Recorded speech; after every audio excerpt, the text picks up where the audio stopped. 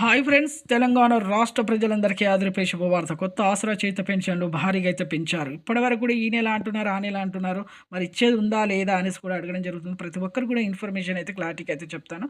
Skip చేయకుండా అయితే video అయితే చూడండి. అలాగే కొత్త పెన్షన్లు కూడా వస్తాయా రావా, మరి ఎప్పుడు వస్తాయి అనేసి కొంతమంది అడగడం జరుగుతుంది. లైక్ చేయండి. లేట్ చేయకుండా అయితే వీడియోలోకి అయితే వెళ్ళిపోదాం. పాత వారికి, కొత్త వారికి, వృద్ధులకి, వితంతువులకి, ఒంటరి మహిళలకు 4,000, వికలాంగులకు 6,000, హెచ్ఐ, బీడీ, చేనేత, మగ్గం కార్మికులకు 4,000, అలాగే డయాలసిస్ వారికి కూడా 4,000 అండి.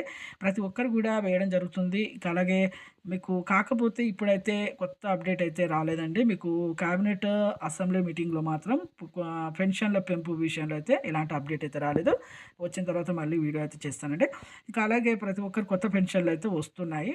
ఎవరైతే రద్దయినాయో వాళ్ళకి కూడా వస్తున్నాయండి. ఇక అలాగే ఇప్పుడు ఆర్థిక ఇబ్బందుల వల్ల, వెరిఫికేషన్ వల్ల లేట్ అయిందనేసి కూడా సీఎం గారు కూడా చెప్పడం జరిగింది.